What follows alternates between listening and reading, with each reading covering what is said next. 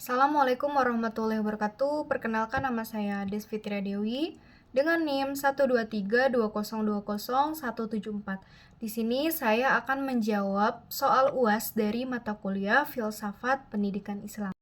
Soal nomor 1 itu jelaskan definisi filsafat pendidikan Islam dan ruang lingkupnya. Jadi filsafat pendidikan Islam itu upaya untuk memahami hakikat pendidikan dalam konteks ajaran Islam dengan merenungkan tujuan, nilai, proses, dan prinsip-prinsip pendidikan yang bersumber dari Al-Quran, hadis, serta pemikiran filosofis dalam Islam. Untuk ruang lingkupnya, yang pertama itu ada tujuan pendidikan. Jadi menentukan arah dan cita-cita pendidikan dalam Islam, yaitu mencapai kebahagiaan dunia dan akhirat, serta membentuk manusia yang beriman, bertakwa, dan berakhlak mulia. Nah, yang kedua itu ada kurikulum. Jadi membahas materi pelajaran, susunan mata pelajaran, dan pendekatan pembelajaran yang relevan dengan nilai-nilai Islam. Nah, yang ketiga itu ada pendidik. Jadi mengkaji peran dan tanggung jawab guru dalam membimbing dan mendidik peserta didik sesuai dengan ajaran Islam. Nah, yang keempat itu peserta didik. Jadi memahami karakteristik peserta didik sebagai individu yang unik dan potensi yang perlu dikembangkan sesuai dengan fitrahnya. Nah, yang kelima itu metode pembelajaran. Jadi mempelajari berbagai pendekatan dan strategi pembelajaran yang efektif dalam menyampaikan nilai-nilai Islam dan mengembangkan potensi peserta didik. Nah, yang keenam itu lingkungan pendidikan. Jadi memperhatikan lingkungan fisik, sosial, dan budaya yang kondusif bagi perkembangan peserta didik sesuai dengan nilai-nilai Islam. Untuk soal nomor 2, yaitu apa fungsi filsafat Islam bagi pendidikan Islam. Nah, saya akan menjelaskan 3 fungsinya saja. Yang pertama itu sebagai landasan sistem pendidikan.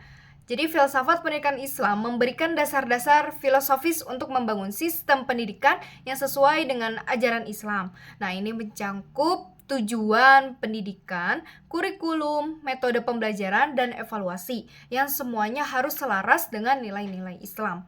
Nah, yang kedua itu membentuk karakter Islam. Jadi filsafat pendidikan Islam bertujuan untuk membentuk individu yang memiliki akidah yang kuat, akhlak yang mulia, dan mampu menjaga hubungan sosial yang harmonis.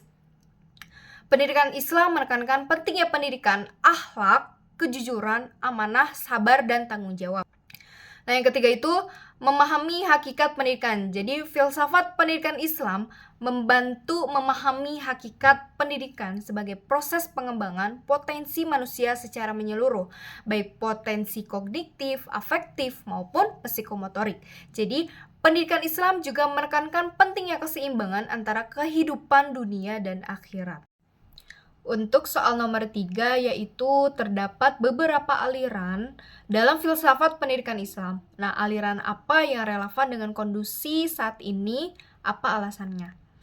Jadi, dalam filsafat pendidikan Islam terdapat beberapa aliran pemikiran yang berkembang. Nah, di antaranya itu yang pertama itu perennialisme Islam, yang kedua esensialisme Islam, yang ketiga progresivisme Islam, yang keempat rekonstruksionisme Islam, dan yang kelima itu eksistensialisme Islam. Nah, aliran yang relevan dengan kondisi saat ini yaitu progresivisme Islam. Nah, dengan alasan yang pertama itu menjawab tantangan zaman modern. Seperti progresivisme mendorong pendidikan Islam agar responsif terhadap perubahan sosial, budaya, teknologi, dan globalisasi. Jadi, pendidikan tidak boleh stagnan, tetapi harus dinamis dan adaptif. Nah, yang kedua itu fokus pada pemecahan masalah. Jadi, progresivisme itu tidak hanya mengajarkan teori, tetapi juga mengajak peserta didik berpikir kritis, kreatif, dan mampu memecahkan persoalan nyata dalam masyarakat, seperti isu moral, lingkungan, radikalisme, hingga toleransi. Nah, yang ketiga itu menumbuhkan sikap aktif dan demokratis. Nah, aliran ini menekankan pentingnya keterlibatan aktif peserta didik dalam proses belajar melalui diskusi, proyek, dan kolaborasi. Nah, hal yang sangat relevan dengan pendekatan pendidikan modern. Nah, yang keempat itu mengintegrasikan nilai Islam dan kemajuan ilmu pengetahuan. Jadi, progresivisme Islam itu berusaha menyinergikan nilai-nilai keislaman dengan ilmu dan teknologi masa kini, agar peserta didik memiliki akhlak sekaligus wawasan yang luas. Yang kelima itu membentuk karakter dan kemandirian. Nah, jadi pendidikan diarahkan untuk membentuk insan yang mandiri, bertanggung jawab, dan berakhlak mulia yang mampu hidup di tengah masyarakat multikultural dan digital. Untuk soal nomor 4, yaitu jelaskan pengertian filsafat pendidikan Islam dan apa pentingnya filsafat pendidikan Islam. Jadi, filsafat pendidikan Islam itu cabang dari filsafat yang membahas secara mendalam dan sistematis mengenai prinsip-prinsip, tujuan, metode, serta nilai-nilai pendidikan yang bersumber dari ajaran Islam, yaitu Al-Quran, hadis, ijma, dan qiyas.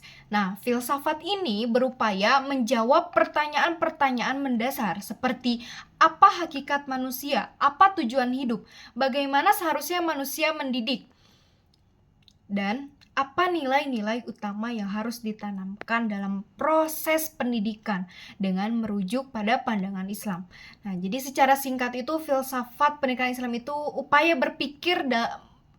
berpikir mendalam tentang pendidikan dengan dasar-dasar nilai, ajaran, dan pandangan hidup Islam. Nah, pentingnya filsafat pendidikan Islam itu yang pertama, untuk memberikan landasan yang kokoh dalam pendidikan. Filsafat pendidikan Islam menjadi fondasi dalam merancang sistem pendidikan yang tidak hanya berorientasi pada dunia, tetapi juga akhirat. Ini membentuk pendidikan yang seimbang antara spiritual, intelektual, dan moral. Yang kedua itu menentukan arah dan tujuan pendidikan Islam. Dengan filsafat, kita bisa merumuskan tujuan pendidikan yang sesuai dengan misi penciptaan manusia dalam Islam, yaitu sebagai hamba Allah dan khalifah di bumi. Nah, yang ketiga itu membentuk kurikulum yang islami. Jadi, filsafat membantu menentukan isi materi pendidikan yang sesuai dengan nilai-nilai Islam, tidak semata-mata mengadopsi sistem barat yang sekuler. Nah, yang keempat itu membedakan pendidikan Islam dari sistem pendidikan lain. Jadi, filsafat pendidikan Islam menunjukkan identitas khas pendidikan Islam yang berbeda dengan filsafat pendidikan lainnya, seperti humanisme sekuler, liberalisme, atau pragmatisme. Nah, yang kelima itu membimbing guru dan murid dalam proses pendidikan.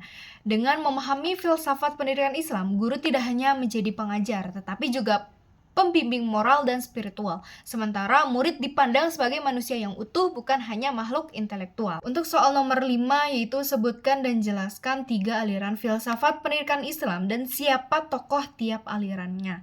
Nah, yang pertama itu idealistik Islam. Nah, cirinya itu menekankan pentingnya nilai-nilai tetap, wahyu, akhlak, dan pendidikan rohani. Nah, tujuan pendidikannya membentuk manusia yang dekat kepada Allah. Nah, tokohnya itu Al-Ghazali, mengedepankan pendidikan akhlak dan penyucian jiwa. Yang kedua itu realistik Islam. Nah, cirinya itu menggabungkan antara akal dan pengalaman nyata dalam pendidikan.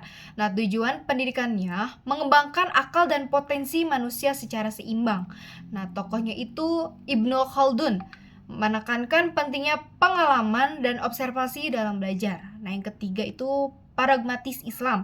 Nah, cirinya itu menyesuaikan pendidikan dengan kebutuhan zaman tanpa meninggalkan nilai-nilai Islam. Nah, tujuan pendidikannya mempersiapkan individu yang mampu menghadapi tantangan zaman. Nah, tokohnya itu Muhammad Iqbal, menekankan dinamika berpikir dan ijtihad dalam pendidikan. Untuk soal nomor 6, yaitu secara filosofis, apa keunggulan pendidikan Islam dibandingkan dengan pendidikan Barat. Jadi secara filosofis, pendidikan Islam itu lebih unggul dalam membentuk manusia seutuhnya, karena tidak hanya mendidik akal, tetapi juga jiwa dan hati dengan dasar nilai yang tetap dan bersumber dari wahyu. Nah, kalau pendidikan Barat itu memang unggul dalam teknis dan metodologi, tetapi seringkali kehilangan arah dan moral spiritual. Untuk soal nomor 7, bagaimana pandangan kamu tentang integrasi keilmuan, agama, dan sains dalam pendidikan Islam? Jadi, integrasi keilmuan dalam pendidikan Islam yaitu upaya menyatukan ilmu agama dan sains agar tidak terpisah. Nah, ini penting karena dalam Islam keduanya saling melengkapi. Agama memberi arah dan nilai, sains memberi metode dan teknologi. Nah, dengan integrasi, lahirlah manusia yang cerdas secara intelektual dan kuat secara spiritual. Nah, serta terhindar dari sekularisasi ilmu. Untuk soal nomor 8, di mana posisi Tuhan dalam pendidikan Islam. Jadi dalam pendidikan Islam itu Tuhan Allah Subhanahu wa taala menempati posisi yang paling sentral dan utama. Nah, yaitu penjelasannya yang pertama itu Allah sebagai sumber segala ilmu. Nah, dalam Islam semua ilmu hakikatnya berasal dari Allah. Al-Quran menyebut Allah sebagai Al-Alim, Maha Mengetahui, dan Al-Hakim, Maha Bijaksana. Firman Allah dalam Quran Surah Al-Alaq ayat 5, dan Dia mengajarkan kepada manusia apa yang tidak diketahuinya. Maka, belajar dalam Islam adalah ibadah dan proses mendekat kepada Allah. Dan yang kedua itu Allah sebagai tujuan pendidikan.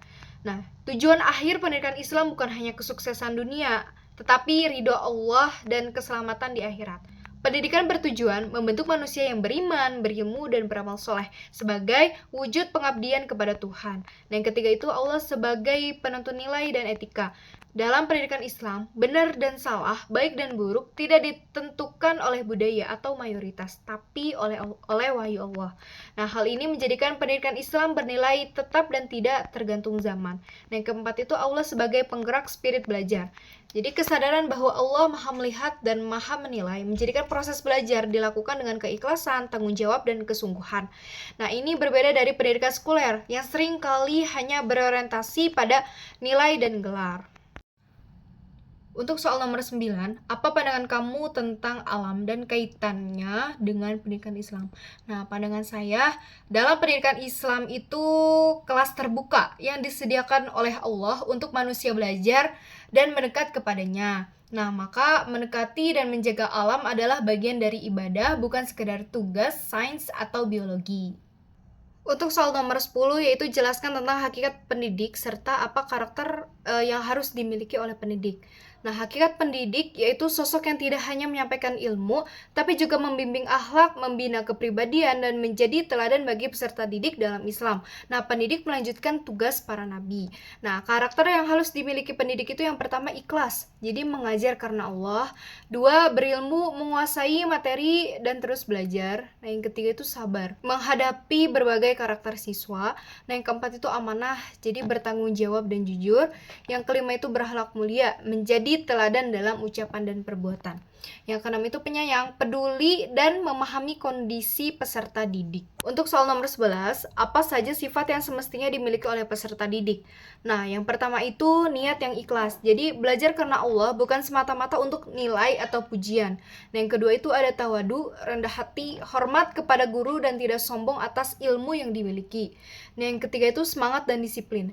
Nah, bersungguh-sungguh dalam belajar dan memanfaatkan waktu dengan baik. Yang keempat itu sabar dan tekun, jadi tidak mudah menyerah dalam menghadapi kesulitan belajar.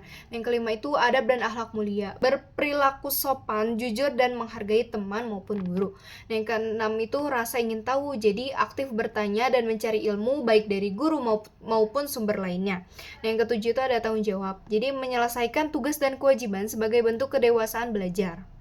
Jadi peserta didik itu dengan sifat-sifat ini akan tumbuh menjadi pribadi yang cerdas secara intelektual dan kuat secara moral. Sekian dari saya untuk tugas UAS Filsafat Pendidikan Islam. Wassalamualaikum warahmatullahi wabarakatuh.